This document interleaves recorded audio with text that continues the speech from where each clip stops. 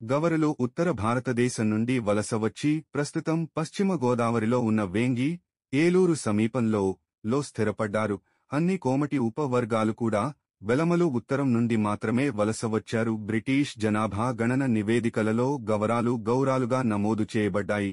ఇది క్రమంగా గవరగా మారింది. గౌరీ వారి కుల దైవం కాబట్టి గవరలను గౌరీపుత్రులు, గవర నాయుడు అని కూడా పిలుస్తారు. ప్రముఖ ఎంథ్రోపాలజిస్ట్ ఎడ్గార్ థర్స్టన్ తన నివేదికలో మరియు సురవరం ప్రతాపరెడ్డి తన ఆంధ్రుల సాంఘిక చరిత్ర పుస్తకంలో గవరాలను కోమటి యొక్క ముఖ్యమైన విభాగంగా అభివర్ణించారు. తూర్పు చాళుక్యుల పాలనలో గవర స్త్రీలు గోషా విధానాన్ని అనుసరించేవారు. అంటే స్త్రీలు తమ భర్తలకు తప్ప బయటి వారికి కనిపించరు. తూర్పు చాళుక్య రాజులు గవర స్త్రీలలో ఒకరిని చూడాలనుకున్నారు.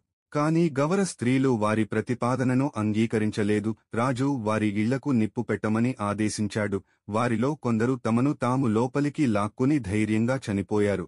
మరికొందరు తమ మహిళలను పెద్ద పెట్టెల్లో బంధించి వారితో పాటు తీరానికి పారిపోయారు. వెంటనే ఓడ బయల్దేరి అనకాపల్లి తాలూకాలోని పూడిమడకలో దిగారు. వడపల్లె లేదా వడపల్లి గ్రామాన్ని స్థాపించారు. అంటే పడవలలో వచ్చిన ప్రజల గ్రామం. ఆ తర్వాత గవర్ల అనకాపల్లి అనే మరో గ్రామాన్ని నిర్మించారు. అనకాపల్లి స్థాపకుడు రాజు పాయకరావు నుండి వారు ఆహ్వానం అందుకున్నారు మరియు ఉత్తరం వైపుకు వెళ్లి అనకాపల్లి పట్టణంలోని గవరపేట గవరపాలెం అని పిలువబడే ప్రదేశంలో స్థిరపడ్డారు. పురుషులు ఎడమ మణికట్టుపై బంగారు కంకణం మరియు కుడి చేతిపై మరొకటి ధరిస్తారు. స్త్రీలు కుడి మణికట్టుపై వెండి కంకణాన్ని మరియు ఎడమ మణికట్టుపై వివాహ సమయంలో మొదట ధరించే నిజమైన లేదా అనుకరణ పగడపు బ్రాస్లెట్ను ధరిస్తారు. వారు తమ శరీరవస్త్రం చివరను ఎడమ భుజంపై విసురుతారు. వీరు విశాఖపట్నం జిల్లాలోని ఇతర బ్రాహ్మణేతర కులాల స్త్రీల వలె సిగార్లు తాగరు. గవర స్త్రీలు కుటిగంతు అనే ఆభరణాన్ని ధరిస్తారు. కొన్ని పట్టణాలు మరియు గ్రామాలలో దశాబ్దాలుగా చారిత్రక సంఘటనలు మరియు కుటుంబ పాలన. ఆడారి తులసిరావు తండ్రి ఆడారి వీరు నాయుడు యలమంచిలి పట్టణానికి చాలా సంవత్సరాలు మున్సిఫ్గా పనిచేశారు. యలమంచిలికి ఆయన చేసిన సేవలను దృష్టిలో ఉంచుకుని ప్రతి సంవత్సరం ఆయన జయంతిని గవర వీధిలో, ఇది తులసి నగర్, పండుగగా జరుపుకుంటారు. మునగపాక మున్సిఫ్ పెంటకోట వెంకట రమణ గతంలో భూస్వామి మరియు కొండకర్ల మరియు అనకాపల్లి ఎమ్మెల్యేగా ఎన్నికయ్యారు. పెందుర్తి మున్సిఫ్గా 25 ఏళ్లకు పైగా మాజీ మంత్రి సరగడం రామ ఆది సూరి అప్పలనాయుడు ఉన్నారు. అతని తండ్రి కూడా మున్సిఫ్గా పనిచేశాడు. అనకాపల్లి మున్సిఫ్ పదవిని బుద్ధ కుటుంబం నిర్వహించింది. అతని తండ్రి తర్వాత బుద్ధ పెద్ద కచేరి నాయుడు.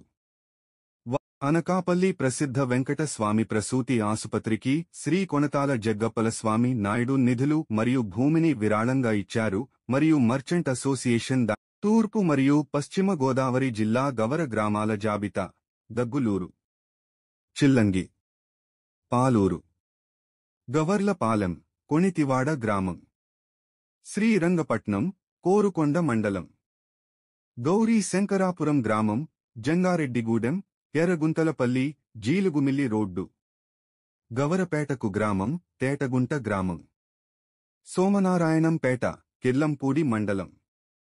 గవరపేట ప్రత్యేక గ్రామం లంకెల కోడూరు కింద రెవెన్యూ రికార్డుల్లో లేదు.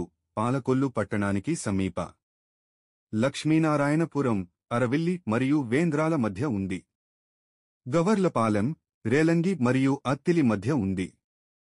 బోధవరం, జగపతినగరం, కిర్లంపూడి మండలం, పెద్దనపల్లి, ఏలేశ్వరం మండలమీ గ్రామం నమూనా. గవరాలు ఈ జిల్లాలకు అత్యంత ప్రతికూల కాలంలో వలస వచ్చి భూములను లీజుకు తీసుకుని చెరకు పంటను ప్రవేశపెట్టి భారీగా డబ్బు సంపాదించి భారీ భూములను కొనుగోలు చేసి శాశ్వతంగా ఈ జిల్లాల్లో స్థిరపడ్డారని సూచిస్తుంది. స్పష్టంగా పచ్చని పొలాలతో చుట్టుముట్టబడిన గ్రామాలన్నీ ఈ జిల్లాలకు వలస వచ్చిన ఈ గవర ప్రజలు సూచిస్తున్నాయని మనం స్పష్టంగా చెప్పగలం.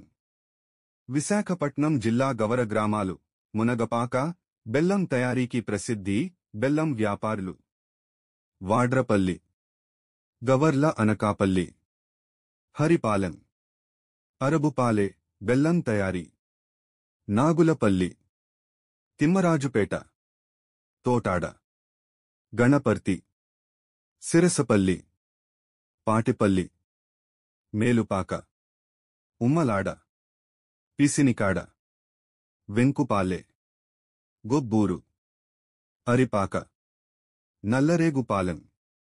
బంగారమ్మపాలెం, రాజుపేట, కోడూరు, చూచుకొండ, బెల్లం తయారీ, భోగాపురం, అంబేరుపురం, జుట్టాడ, విజయరామరాజుపేట, గజపతి నగరం, కస్బా జగన్నాథపురం, వీరనారాయణం, గవరపాలెం, పెందుర్తి, చింతల అగ్రహార, జపపాలెం, సోమలింగపాలెం, చౌడువాడ, గణపర్తి, తుమ్మపాల, కసింకోట, చింతనిప్పుల అగ్రహారం, బైలపూడి సింగవరం, సెరగడం వంశం ఇంటి పేరు ఎక్కువగా ఉంటుంది.